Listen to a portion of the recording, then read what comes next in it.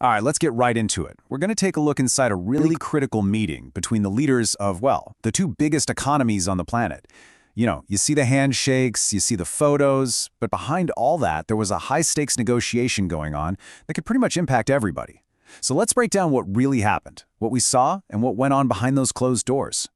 So right at the beginning, in front of all the cameras, President Xi comes out with this really grand cooperative vision. He paints this picture of a giant ship. That's the U.S. China relationship. And he and President Trump are the ones who have to steer it through any winds and waves. It's a pretty powerful way to frame things, right? All about stability and working together. And that's where the real story starts.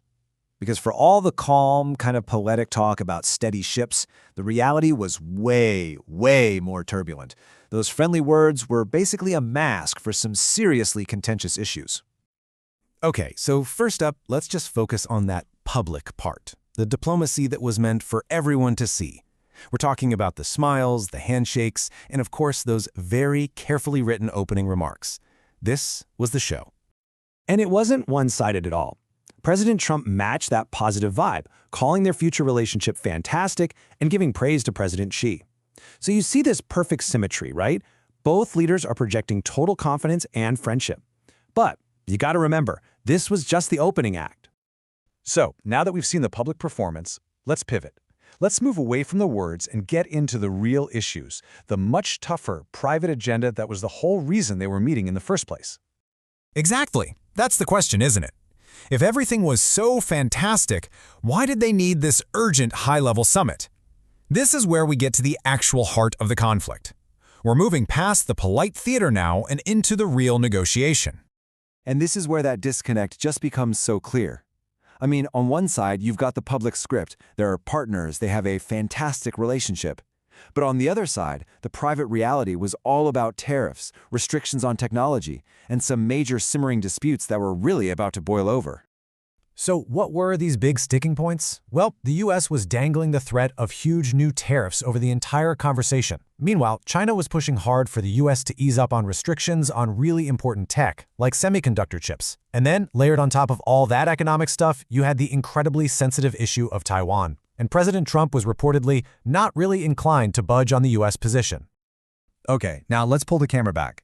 Because this intense one-on-one meeting wasn't happening in a vacuum. Nope.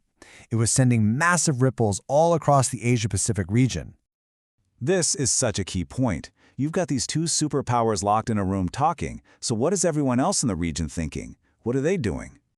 21. That's how many other economies had their leaders gathered for the big APEC summit, literally just a few miles away. And their whole agenda, it was completely overshadowed by this one single meeting happening behind closed doors.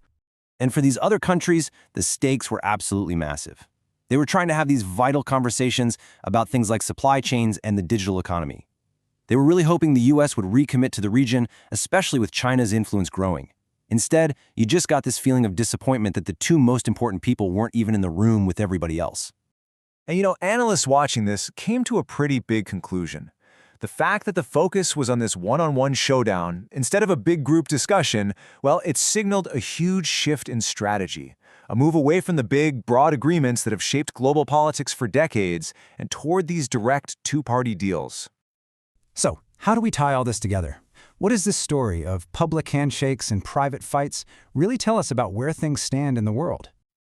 There was this one phrase that came out of the reporting that just perfectly captured the whole mood: optimistic caution. It's this really weird, tense mix, right? You're hopeful, that's the optimism, but you are also acutely aware that the disagreements are deep and serious, that's the caution. That was the real feeling of the whole summit. And really, that brings us to the single biggest takeaway from this whole thing. The summit was all about this stark contrast.